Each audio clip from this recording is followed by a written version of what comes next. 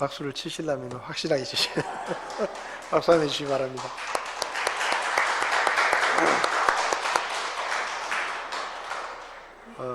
찬양대를 위해서 치는 박수이기도 하지만 또 하나님께 드리는 박수이기도 합니다.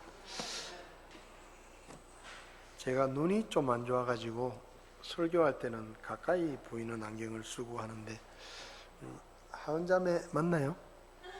네? 하은자매가 애기하고 처음 왔죠? 처음 왔죠? 앞으로 잠깐 나오세요. 제가 기도 한번 해드리겠습니다. 이제 보니까 하은자매 온 것 같아가지고. 애기 이름 지었어요? 얼마 전까지 물어보니까 아직도 이름을 안 지었다 그래가지고. 잠깐 좀 올라오세요. 얼마 전까지 물어보니까 이름을 안 지었다 그래가지고.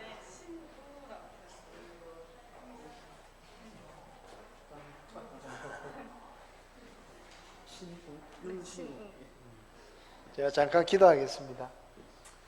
하나님 아버지, 귀한 은혜를 감사합니다. 우리 귀한 하은자매 가정에 귀한 아이를 허락해 주시고 오늘 또 함께 예배 드리게 하시니 하나님 앞에 감사를 드립니다. 우리 신우를 기억해 주시고 하나님께서 건강케 하시며 앞으로 하나님께서 지혜를 주시고 총명하게 잘 자라서 부모에게 기쁨이 되며 하나님 앞에 귀하게 쓰임받는 그런 아이가 될 수 있도록 하나님이 도와주시기를 원합니다. 산모의 건강을 지켜주시고 그 가정을 지켜주셔서 믿음의 가정으로 든든히 세워주시고 하나님 앞에 이 시대에 귀하게 쓰임받는 믿음의 가정이 되게 하나님께서 필요들을 채워주시며 주께서 일마다 때마다 도와주시기를 원합니다.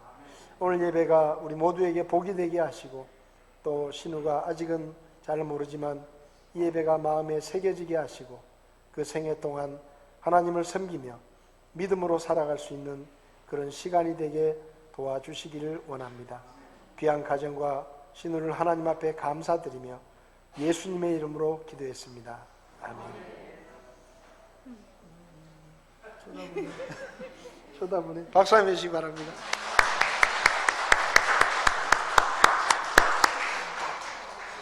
눈을 뜨고 쳐다봅니다.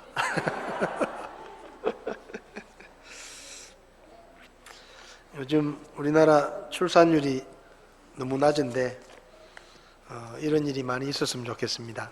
하나님께서 우리 믿음의 가정들의 또 자녀들을 많이 허락해 주시고 하나님께서 도와주시면 좋겠습니다. 기도해 주시기를 바랍니다. 또 호진이가 오늘 아침에 주일학교 예배를 드리는데 하나님 앞에 감사하는 그런 감사의 얘기들을 아이들이 다 돌아가면서 하는데 자기가 아플 때 엄마 아빠가 같이 있어 주셔서 너무 감사하다고. 가족이라는 게 이렇게 좋은 것입니다. 우리 자녀들도 믿음 안에서 건강하게 잘 자랄 수 있도록 기도해 주시면 좋겠습니다. 이 시간 자리에서 일어나셔서 하나님의 말씀을 함께 보시겠습니다. 누가복음 17장 11절에서 19절까지 말씀을 같이 보시겠습니다. 우리 한 목소리로 같이 읽겠습니다. 그분께서 예루살렘으로 가실 때 사마리아와 갈릴리의 한가운데로 지나가시니라. 그분께서 어떤 마을로 들어가심에 나병 환자 10사람이 그분을 만나 멀찍이 떨어져 서서 목소리를 높여 이르되 예수님이여 선생님이여 우리에게 긍휼을 베푸소서 하거늘 그분께서 그들을 보시고 그들에게 이르시되 가서 제사장들에게 너희 몸을 보이라 하시니 그들이 가다가 정결하게 되니라. 그들 중에 한 사람이 자기가 나은 것을 보고 돌아와 큰 소리로 하나님께 영광을 돌리며 그분의 발 앞에 얼굴을 대고 엎드려 그분께 감사를 드렸는데 그는 사마리아 사람이더라. 예수님께서 응답하여 이르시되 10사람이 정결하게 되지 아니하였느냐? 그런데 그 9사람은 어디 있느냐?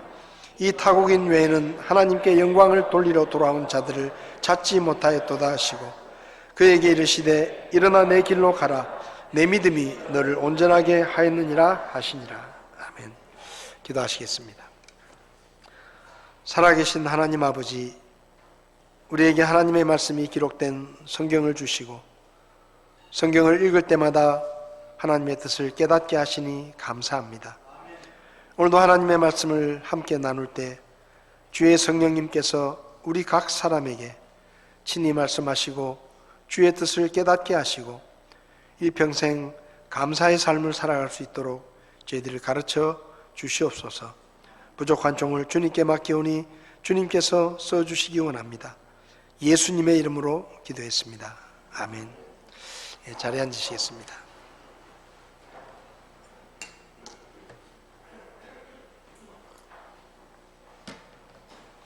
오늘은 추수감사주일입니다. 올해는 전 세계적으로 또 국내적으로 그 어느 때보다도 어렵고 힘든 한 해였습니다. 나라 밖에서 들려온 전쟁의 소식들은 우리 마음을 아프게 했고 또 기상이변으로 많은 피해를 입었고 또 코로나 이후에 어려워진 경제가 아직도 회복되지 않고 계속 침체가 되어 있고 또 앞으로의 전망도 그렇게 밝지 않아서 사회적으로 어두운 그런 가운데 있습니다. 그럼에도 불구하고 코로나 시기를 지나고 또 어려움의 때에 지금 이렇게 교회에 함께 모여서 찬송하고 함께 예배를 드릴 수 있는 것은 우리의 필요들을 채워주시고 오늘까지 지켜주신 하나님의 은혜와 사랑 때문이라고 생각이 됩니다. 그래서 하나님 앞에 감사를 드리고 또 우리 성도님들께서 지난 한 해 동안 건강하게 계셔주시고 또 이렇게 함께 주님을 예배 드릴 수 있어서 감사를 드립니다. 오늘 본문을 보면 예수님을 만나서 병고침을 받았던 10명의 나병 환자의 이야기가 기록되어 있습니다. 추수감사주일을 맞이해서 본문의 말씀을 중심으로 왜 감사해야 하는가 하는 제목으로 말씀을 좀 드리려고 합니다. 오늘 본문의 말씀을 통해서 우리가 배울 수 있는 첫 번째, 우리가 왜 하나님 앞에 감사를 드려야 되느냐?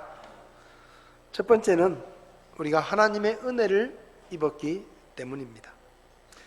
하나님의 은혜를 입었기 때문에 우리는 하나님 앞에 감사해야 합니다. 본문에 나오는 10명의 나병 환자들은 하나님의 은혜를 입어서 병 고침을 받았습니다. 이들이 받은 첫 번째 은혜는 예수님을 만났다는 것입니다.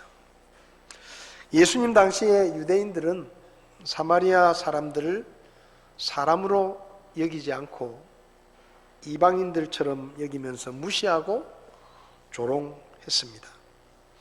사마리아 사람들은 원래 북왕국 이스라엘의 백성이었는데 북왕국 이스라엘은 유대인의 12지파 중에 10지파가 형성하고 있는 나라였습니다. 근데 북왕국 이스라엘과 남왕국 유다는 우상 숭배를 해서 다른 나라의 침략을 받아 멸망을 하게 되죠. 북왕국 이스라엘이 먼저 망했는데 아시리아라는 나라의 침략을 받고 나라가 망했습니다.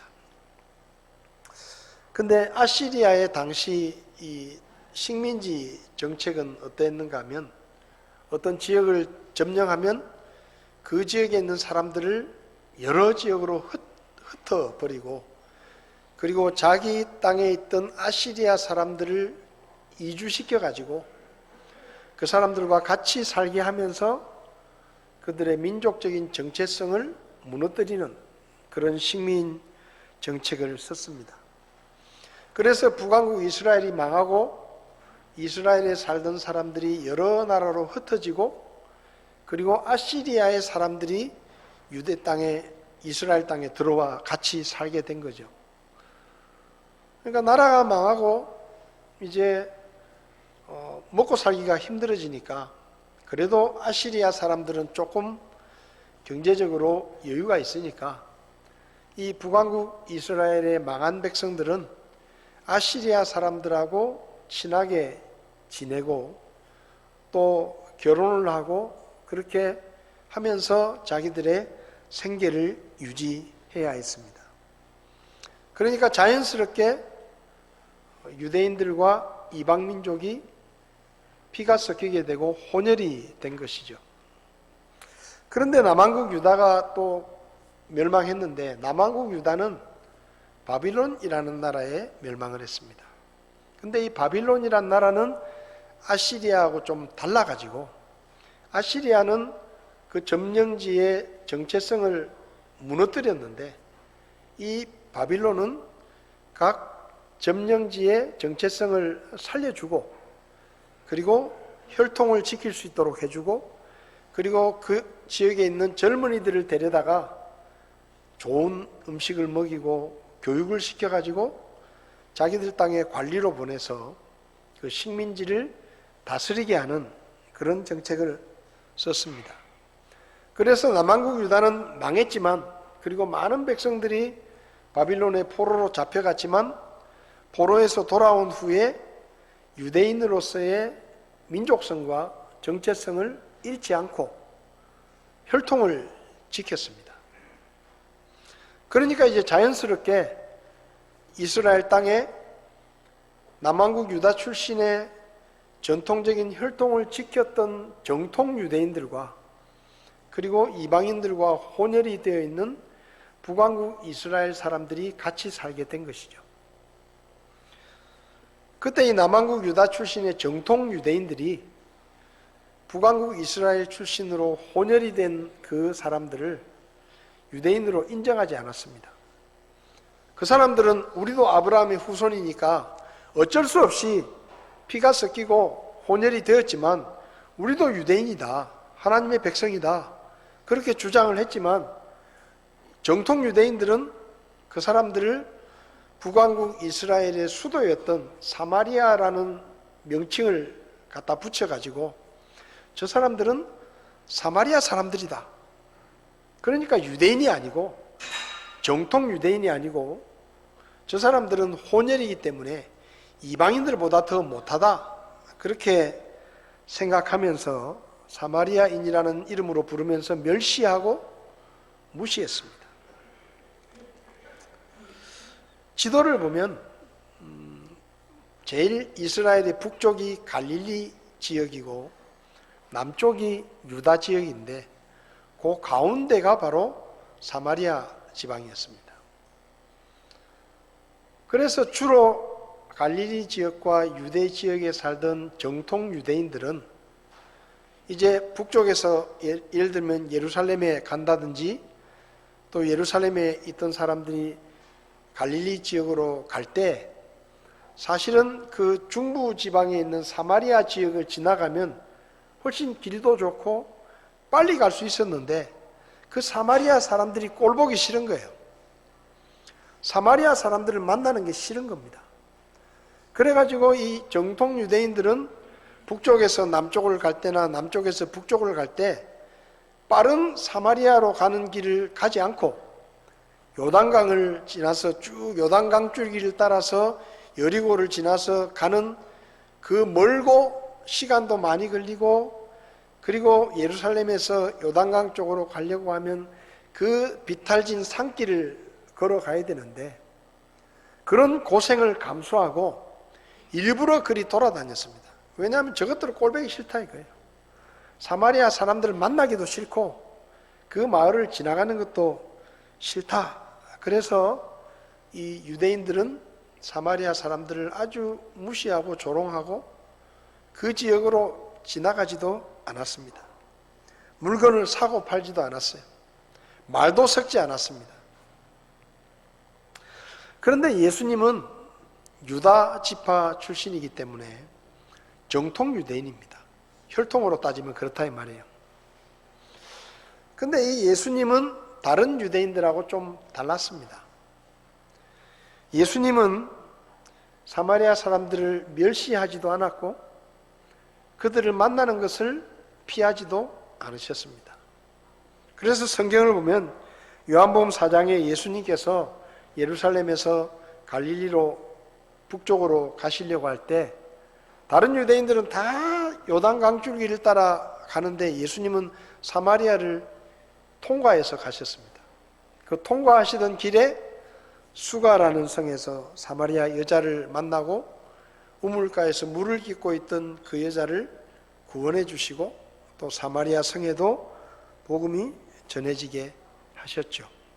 오늘 본문을 보면 11절에 그분께서 예루살렘으로 가실 때에, 그러니까 지금 예수님이 갈릴리 지역의 북쪽에 있단 말이죠. 그 북쪽에서 이제 남쪽에 있는 예루살렘으로 가시려고 하는데, 보통 유대인들은 다 요단강 줄기를 따라 먼 길을 갔는데, 오늘 본문을 보면 예수님께서 예루살렘으로 가실 때 사마리아와 갈릴리의 한 가운데로 지나가시니라. 그러니까 지금 예수님은 사마리아 지역으로 들어가시려고 하는 거예요. 이건 다른 유대인들은 이렇게 하지 않습니다. 예수님께서 일부러 사마리아 지역으로 가시는 거죠. 그러다가 사마리아와 갈릴리의 경계점에 있는 어떤 마을에 들어가셨습니다. 12절을 보면 그분께서 어떤 마을로 들어가심에 나병 환자 10사람이 그분을 만나 멀찍이 서서, 이렇게 되어 있습니다. 그러니까 지금 이 나병 환자 10명이 있던 마을은 원칙적으로 하면 유대인들이 다니지 않는 마을입니다. 근데 예수님은 의도적으로 일부러 그 마을로 지나가시는 거죠. 그럼 예수님이 왜 일부러 이 마을로 지나가시느냐? 이 사람들을 만나기 위해서입니다. 그러니까 이 10명의 나병 환자가 예수님을 만날 수는 없어요. 왜냐하면 이 사람들은 지금 사마리아와 갈릴리의 거의 접경 지역에 있는 사람들이기 때문에 보통 유대인들은 이쪽으로 가지 않습니다. 그런데 예수님이 일부러 지금 그 지역으로 가신 거예요. 그러니까 이 사람들이 예수님을 만날 수 있었던 이유는 예수님이 일부러 거기까지 찾아와 주셨기 때문에 예수님을 만날 수 있었다는 것입니다. 이게 은혜라는 거죠. 은혜가 아니었으면 만날 수 없는 거예요. 그 다음에 두 번째로 이 사람들이 예수님께 부르짖었는데 예수님께서 그들의 부르짖음을 듣고 병을 고쳐주신 것도 은혜였습니다. 여기 본문을 잘 보면요, 12절에 그분께서 어떤 마을로 들어가심에 나병 환자 10사람이 그분을 만나 멀찍이 떨어져 서서 목소리를 높여 이르되 예수님이여 선생님이여 우리에게 긍휼을 베푸소서라고 소리를 지릅니다. 자, 이 말은 뭔가 하면 10명의 나병 환자들이 예수님이 오셨다는 것을 봤다는 얘기예요. 그죠? 그리고 소리를 질렀다는 얘기는 자기들의 목소리가 예수님에게 들릴 정도로 가까이 예수님이 오셨다는 얘기입니다. 근데 이게 사실은 불가능한 일이에요. 왜 불가능한 일이냐? 당시 나병 환자, 문둥병에 걸리면 이 사람들은 평생 병을 고치지 못했기 때문에 율법적으로 불의한 자라고 이렇게 정죄를 받고 가족들하고 같이 살 수가 없습니다. 왜냐하면 이게 전염병이거든요. 그래서 이 사람들은 한번 병에 걸리면 성 밖으로 쫓겨나가지고 자기들끼리 지내는 지역에서만 지낼 수 있는 거예요. 그러니까 가족들하고 같이 살지도 못하고 사람들과 어울리지도 못하고 오직 병자들끼리만 모여있는 이 격리된 지역에 있었는데 10명의 문둥병자가 같이 있었다는 얘기는 지금 이 사람들이 격리 지역에 있는 겁니다. 10명이 같이 다니는 게 아니고 이 사람들은 다른 사람이 있는 곳에 갈 수가 없어요. 그래서 이 사람들은 지금 갇혀 있는 겁니다. 격리 지역에. 그러니까 이 사람들이 예수님을 만났다? 멀찌감치서 예수님을 봤다는 얘기는 예수님께서 일부러 그 나병 환자들이 모여있는 곳까지 가셨다는 얘기예요. 아무도 가까이 가지 않습니다. 혹시 병이 전염될까? 사람들은 그곳에 가까이 가지 않아요. 모두 다 피합니다. 근데 예수님께서 일부러 그 사람들이 예수님을 볼 수 있을 정도로 가까운 곳까지 그들이 격리되어 있는 곳으로 찾아가셨다는 얘기예요. 그러니까 예수님께서 보통 유대인들처럼 요단강 줄기를 따라 가지 않고 사마리아 지역으로 지나가시는 것, 그리고 이 마을에 오셔서 10명의 문둥병자가 있는 곳까지 찾아오셨다라는 이야기는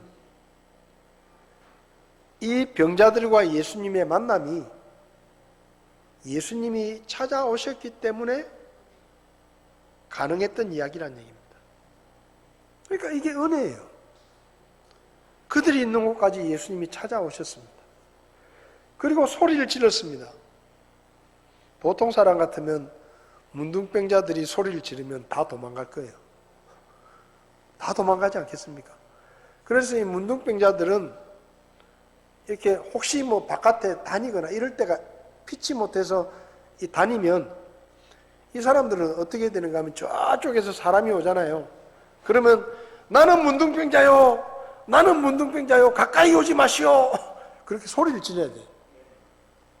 왜냐하면 전염병이니까. 근데 만약에 문둥병자가 소리를 지르지 않고 모른 척하고 지나가잖아요. 그러다가 문둥병자라는 게 들키면 돌에 맞아 죽었습니다. 그러니까 사람들은 아무도 이 사람들을 가까이 하지 않아요. 이 사람들이 소리를 질러도 대꾸도 하지 않아요. 근데 예수님께서 이 10사람의 나병 환자들이 소리를 막 지르니까 그 소리를 들으십니다.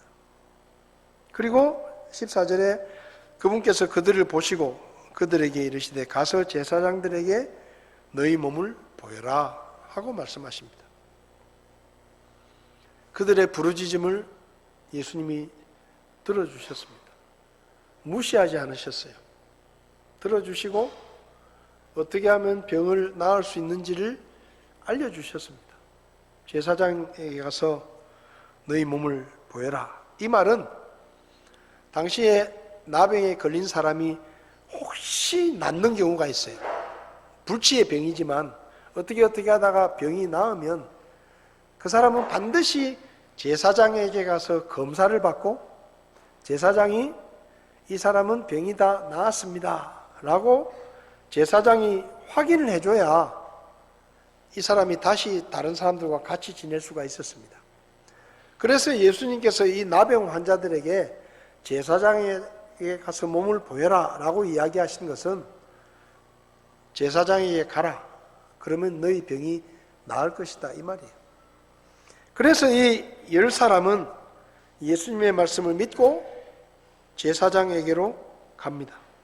근데 여기 보면 그들이 가다가 정결하게 되었다.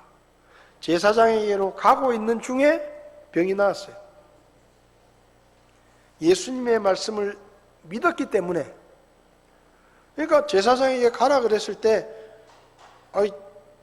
지금 당장 고쳐주시지 뭘 제사장에게 가라 그러냐 하고 안 믿고 안 갔으면 그대로 병이 있을 텐데 이 10명의 사람들은 전부 다 예수님의 말씀을 믿고 절박한 마음으로 제사장들을 찾아가다가 병이 나은 겁니다. 다 나았어요. 깨끗하게. 물론 이 사람들이 병을 고친 것은 예수님의 말씀을 믿었기 때문이지만, 믿음 때문이지만 이 또한 하나님의 은혜입니다. 왜냐하면 예수님께서 그렇게 병을 고칠 수 있는 기회를 주셨잖아요. 우리가 예수님을 믿고 구원을 받았습니다. 믿음으로 구원을 받았죠. 근데 우리가 어떻게 믿음으로 구원을 받았느냐? 믿음으로 구원받는 길을 하나님께서 우리에게 알려주셨기 때문이에요. 그 길을 만들어주시고 그 길을 알려주셨기 때문입니다. 이 10명의 병자들이 병을 고침받은 것은 그들의 믿음 때문이지만 그 믿음보다 먼저 그들에게 병을 고칠 수 있는 길을 알려주신 하나님의 은혜가 먼저 있었다는 것이죠. 여러분 생각해 보세요. 평생 고통스러운 불치의 병에서 고침을 받았습니다. 예수님의 말씀 때문에 가다가 병이 나왔어요. 그러면 어떻게 해야 됩니까? 당연히 예수님께 와서 감사하다고 인사를 해야 돼요. 그렇잖아요. 평생 고칠 수 없는 불치의 병을 고쳤고 가족들에게로 돌아갈 수 있게 되었고 그 저주받은 인생에서 해방되었는데 당연히 그러면 예수님께 돌아와서 감사합니다. 인사 정도는 해야 되는 거예요. 근데 성경을 보면 예수님께 돌아와서 감사 인사를 한 사람은 한 명밖에 없다. 10명 중에 한 명밖에 없다. 15절을 보면 그들 중에 한 사람이 자기가 낳은 것을 보고 돌아와 큰 소리로 하나님께 영광을 돌리며 그분의 발 앞에 얼굴을 대고 엎드려 그분께 감사를 드렸는데 그는 사마리아 사람이더라. 10명 중에 9명은 다 내빼버리고 한 명만 돌아왔어요. 그리고 예수님께 절을 하면서 예수님 저를 고쳐주셔서 감사합니다 라고 인사를 합니다. 여러분, 이 사람이 왜 돌아와서 예수님께 감사했습니까? 자기가 병 고침 받은 것이 하나님의 은혜 때문이라는 것을 알았기 때문이에요. 그래서 돌아와서 하나님께 영광을 돌리며 예수님께 절을 하고 감사의 인사를 한 것입니다. 나머지 9명은 왜 돌아오지 않았느냐? 은혜로 여기지 않은 거예요. 그 엄청난 은혜를 입었음에도 그것이 은혜라는 것을 잊어버리고 당연하게 여긴 것입니다. 어쩌면 돌아오지 않은 9 사람들 중에 그 사람들이 사마리아 사람들인지 유대인들인지 잘 알 수 없지만 어쨌든 그 병자들 중에 만약에 정통 유대인이 있었다고 하면 나는 아브라함의 후손이니까 당연히 하나님이 나한테 이 정도는 해주셔야지. 내가 아브라함의 후손인데 그렇게 생각했을지 몰라요. 당연한 거 아니냐? 여러분, 은혜로 여기지 않고 당연하게 생각하는 사람은 감사할 필요도 없고 감사하지도 않습니다. 여러분, 우리는 추수감사주의를 맞이해서 하나님의 은혜를 기억하며 하나님 앞에 감사를 드리고 있습니다. 우리에게 베푸신 하나님의 은혜, 여러분, 저와 여러분들도 이 사마리아 사람처럼 이방인이었습니다. 죄 때문에 영원한 심판을 받고 지옥에 가서 영원히 고통을 당해야 되는 그런 죄인이었습니다. 근데 우리가 어떻게 구원을 받았느냐? 여러분, 우리가 먼저 하나님 앞에 용서해달라고 구한 거 아니에요.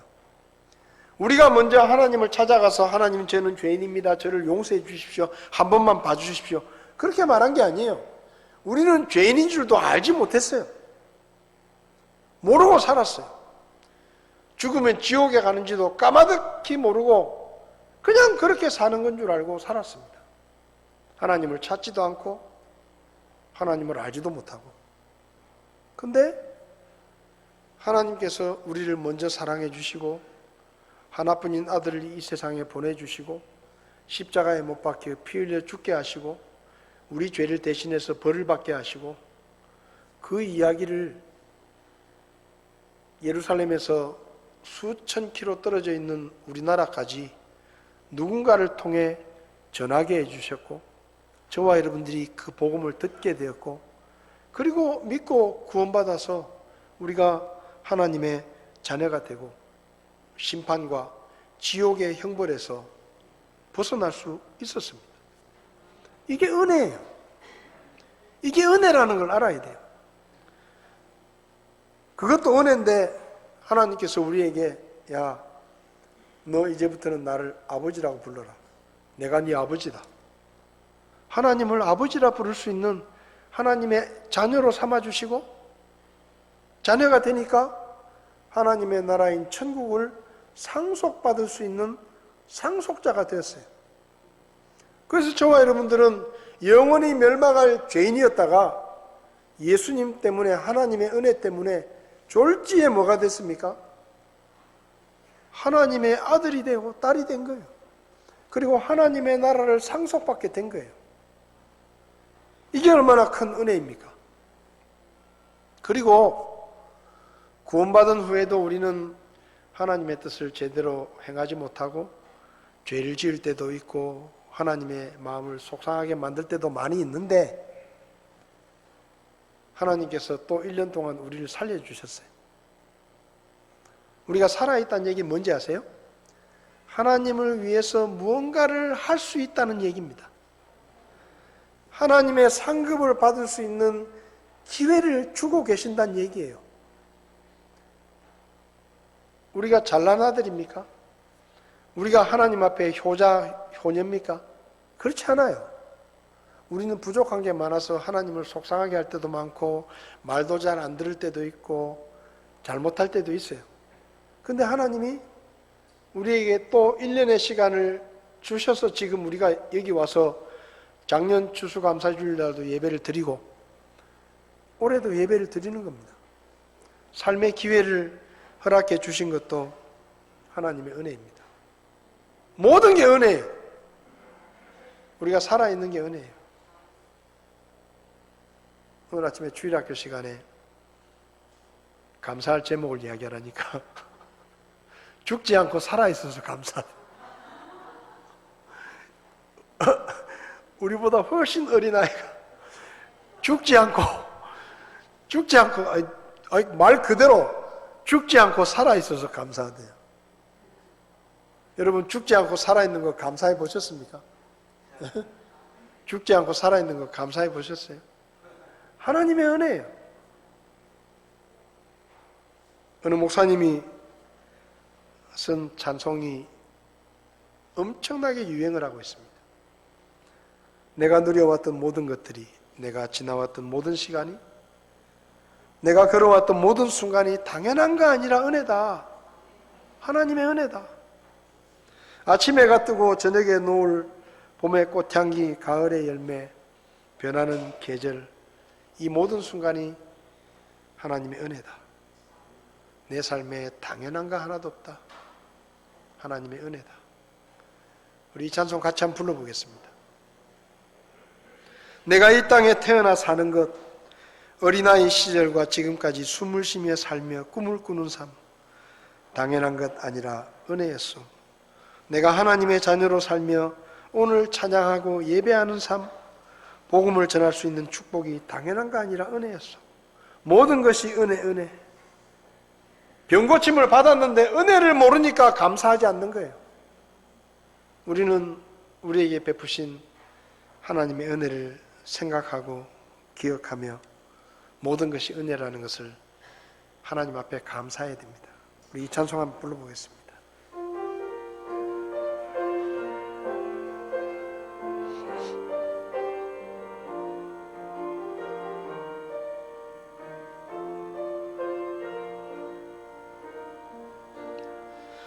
내가 누려왔던 모든 것들이, 내가 지나왔던 모든 시간이, 내가 걸어왔던 모든 순간이 당연한 것 아니라 은혜였소. 아침 해가 뜨고 저녁에 노을, 봄의 꽃향기와 가을의 열매, 변하는 계절의 모든 순간이 당연한 것 아니라 은혜였소. 모든 것이 은혜,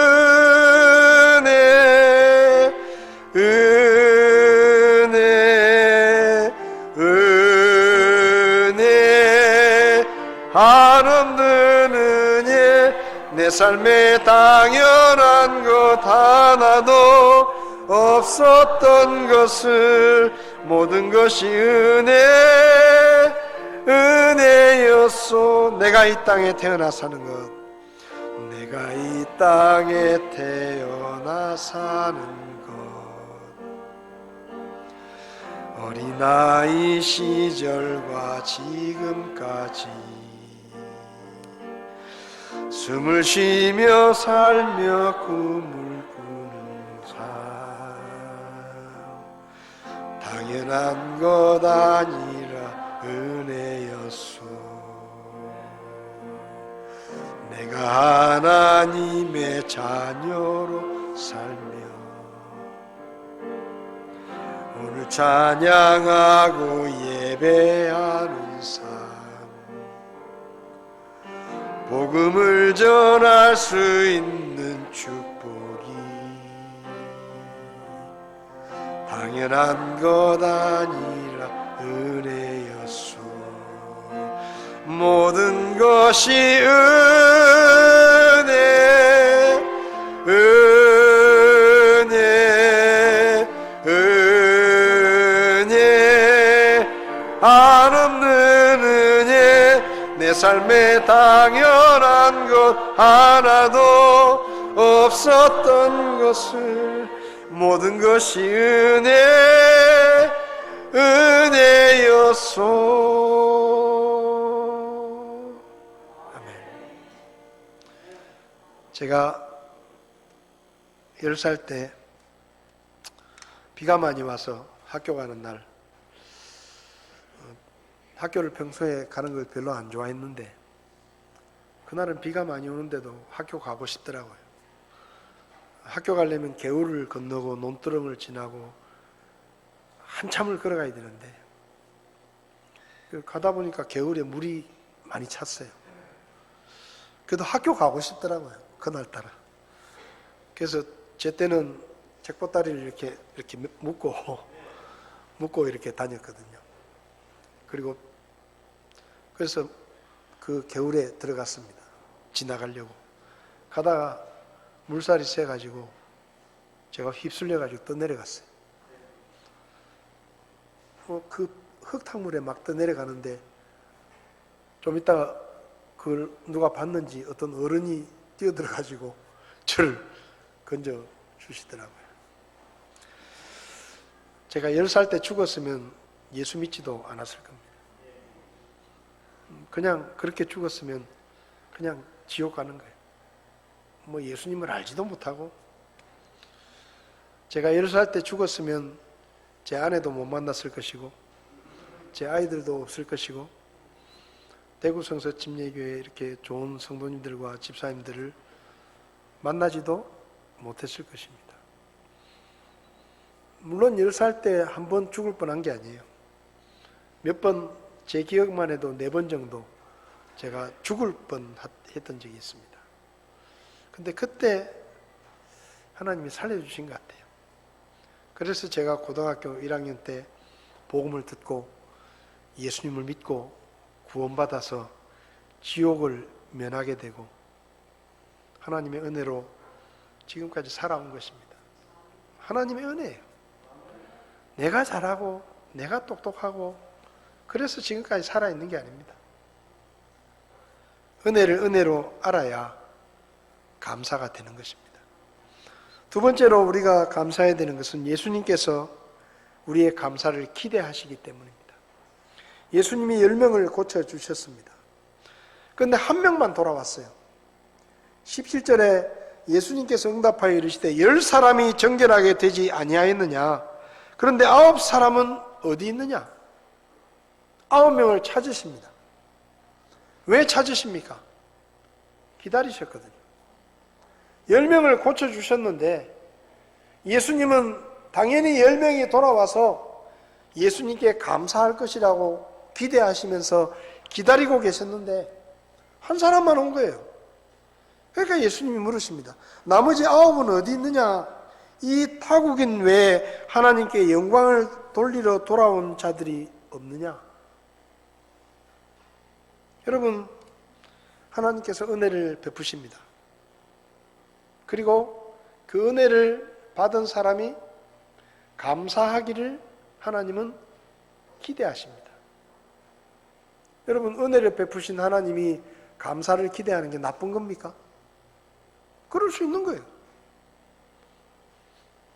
근데 19절을 보면 왜 예수님께서 감사하며 돌아오기를 기다리고 계셨는지를 이유를 알 수가 있어요. 19절에 그에게 이르시되 일어나 내 길로 가라. 내 믿음이 너를 온전하게 하였느니라. 여러분, 예수님께서 그들에게 감사를 기대하신 것은 자기가 영광을 받고 자기가 기분이 좋게 하기 위해서 기다리신 게 아니에요. 감사하는 사람에게 더 큰 축복을 주고 싶어서 예수님은 기다리고 계셨습니다. 근데 9명은 안 왔어요. 근데 이 한 사람에게 예수님이 말씀하십니다. 내 믿음이 너를 온전하게 했다. 이 말이 첫 번째는 내 믿음이 네 병을 고쳤다라는 뜻입니다. 그런데 그 뜻만이 아니에요. 믿음으로 병을 고친 것은 돌아오지 않은 9명도 똑같아요. 그 사람들도 병이 나았습니다. 그러면 예수님께서 이 한 사람에게 특별히 일어나 내 길로 가라. 내 믿음이 너를 온전하게 했다라고 말씀하신 이유가 뭐냐?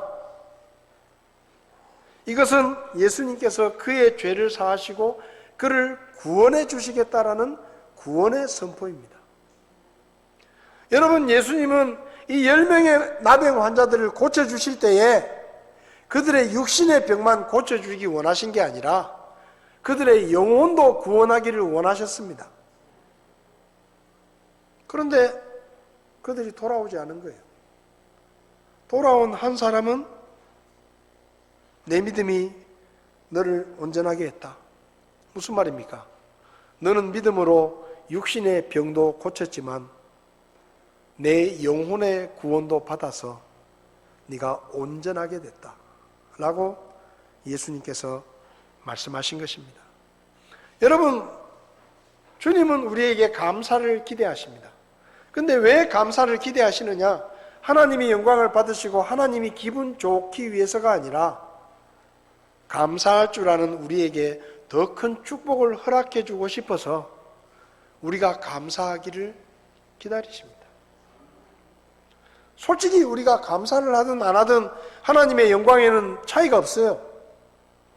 근데 우리가 하나님의 은혜를 입고 감사하면 하나님은 우리에게 더 큰 축복을 허락하시는 겁니다. 사람도 그렇잖아요. 사람도 내가 뭔가 은혜를 베풀었는데 그 사람이 그 은혜를 아주 우습게 여기고 감사하다고 얘기도 안 하면 그 다음부터 그 사람에게 잘해주고 싶은 생각이 없습니다. 그런데 나는 별거 안 했는데 내가 무슨 큰 은혜를 베푼 것도 아닌데 그 사람이 그 은혜를 너무 귀하게 여기고 고맙게 생각하고 감사하고 볼 때마다 감사합니다 인사를 하면 괜히 그 사람한테 관심이 가고 혹시 그 사람이 또 어려움을 당하면 내가 도와줘야 되겠다 그런 마음이 우리에게 있는 거예요. 사람도 그런 거예요. 여러분 그렇지 않습니까? 누군가 이 은혜를 베풀었을 때 그 사람이 감사하고 고마워하면 다음에 더 잘해주고 싶어요. 근데 나는 은혜를 베풀었는데 그 사람이 감사의 말도 없고 입 싹 닦아버리고 모른 척하고 그러면요 그 다음에 별로 잘해주고 싶은 생각이 안 들어요. 사람도 그런데 물론 하나님은 사람이 아니지만 하나님도 그러시지 않으시겠어요? 은혜를 베풀었는데 은혜인 줄 모르고 그냥 지가 잘나서 다 잘된 줄 알고 그렇게 살면 하나님께서 그래 뭐 내 도움 없이도 네가 잘 살고 있구나 잘 살아봐라 그러지 않겠어요? 근데 우리가 은혜를 입고 아이고 하나님 덕분입니다. 제가 이렇게 먹고 사는 거 하나님 덕분입니다. 제가 구원받은 거 정말 하나님 은혜예요. 제가 지금 이렇게 사는 거 하나님 때문이에요. 하나님 감사해요. 하나님 고마워요. 그렇게 이야기하면 하나님도 내가 좀 더 잘해줘야 되겠구나. 저놈은 감사를 하는구나. 더 축복해줘야 되겠구나. 그런 마음이 있지 않으시겠습니까? 시편 103편에서 다윗이 말합니다. 오 내 영혼아 주를 찬송하라. 내 속에 있는 모든 것들아 그분의 이름을 찬송하라. 오 내 영혼아 주를 찬송하며 그분의 모든 은택을 잊지 말지어다.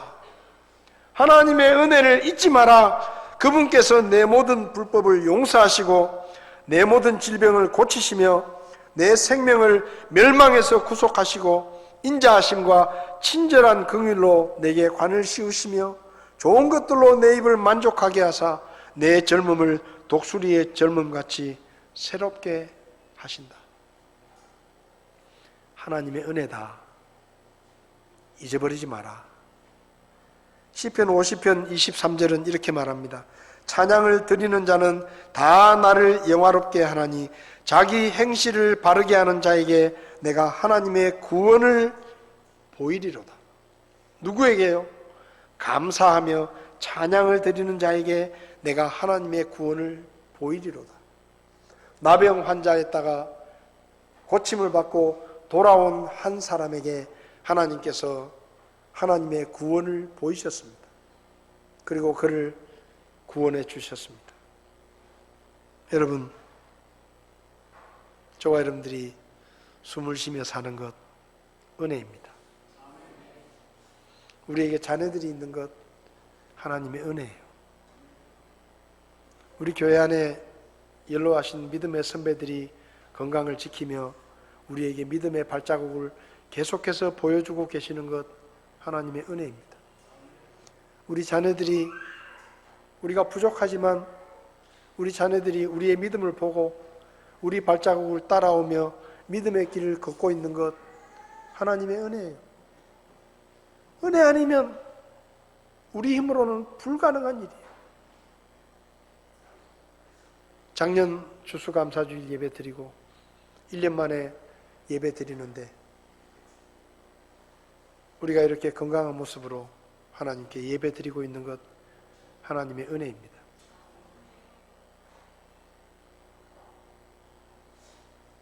하은이가 저렇게 아이를 낳아가지고 같이 예배 드리는 것 하나님의 은혜예요. 우리 가정의 모든 일들이 하나님의 은혜입니다. 은혜를 은혜로 알고 하나님 앞에 감사하면 하나님께서 우리에게 더 놀라운 축복으로 채워주실 것입니다. 우리가 구원받은 거 하나님의 은혜입니다. 우리가 대구성서 침례교회라는 교회에서 섬기는 거 하나님의 은혜예요. 우리가 잘못된 이단에 빠지지 않고 거짓된 믿음으로 구원받지도 못하는 엉뚱한 곳에 가서 몸 바치고 헌금하고 그렇게 헛된 믿음으로 살지 않고 주님의 교회에서 올바른 복음을 통해 구원받고 하나님의 자녀로 살며 귀한 형제 자매들과 함께 예배 드리는 것 하나님의 은혜입니다. 기도할 때마다 우리 기도를 들어주시는 것 하나님의 은혜입니다. 우리가 잘나서 들어주시는 게 아니에요. 지금까지 우리 가정을 지켜주시고 가족들의 건강을 지켜주시고 복된 교회를 주시고 귀한 집사님들과 성도님들을 허락해 주시고 함께 믿음의 길을 같은 곳을 바라보며 걸어갈 수 있다는 것 하나님의 은혜입니다. 내년 달력이 준비되어 있습니다. 가져가시기 바랍니다. 내년 달력을 가지고 가면서 2024년을 생각할 수 있는 것 하나님의 은혜. 2024년에 하나님이 우리에게 어떤 은혜를 베풀어 주실까를 기대할 수 있는 것 하나님의 은혜입니다.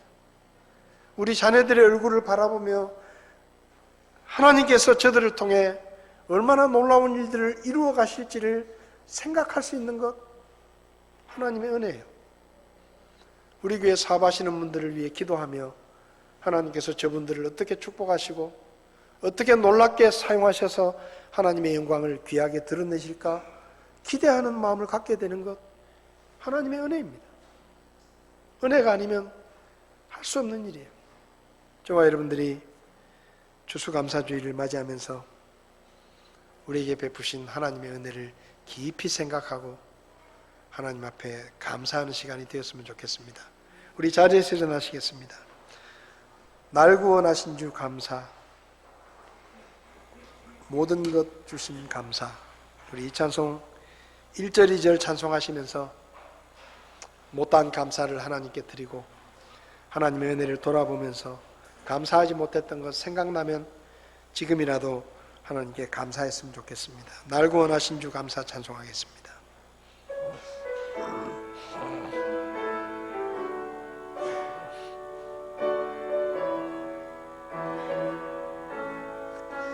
날 구원하신 주 감사, 모든 것 주신 감사, 지난 추억이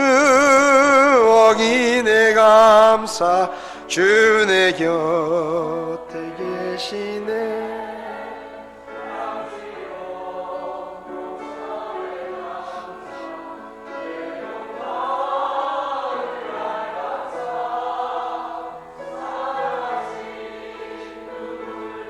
감사, 나의 영혼 평안에 응답하신 기도 감사, 거절하신 것 감사, 헤쳐나온 풍랑 감사, 모든 것 채우시네. 아픔과 기쁨도 감사, 절망 중 위로 감사, 증량 못할 은혜 감사, 그 신사 다 눈을 감으시겠습니다. 자리에 앉으셔서 하나님 앞에 감사하시기 바랍니다. 오늘까지 지켜주신 것, 우리 자녀들을 지켜주신 것, 우리 가정을 지켜주시고 교회를 지켜주시고 오늘까지 살게 하시며 하나님 앞에 예배자의 삶을 살게 하신 것 감사하시기 바랍니다. 가족을 주신 아버지 어머니를 주신 하나님께, 눈에 넣어도 아프지 않은 귀한 자녀들을 주신 하나님께, 믿음 안에 함께 걸어갈 수 있는 아내와 남편, 그리고 귀한 집사님들과 성도들, 우리 모두를 허락하신 하나님 앞에 감사드리며 이 추수감사주일에 감사의 기도를 드렸으면 좋겠습니다. 오늘 폐회 기도는 따로 드리지 않겠습니다. 여러분들께서 하나님 앞에 감사의 기도를 드리며 오늘 예배를 마치도록 하겠습니다.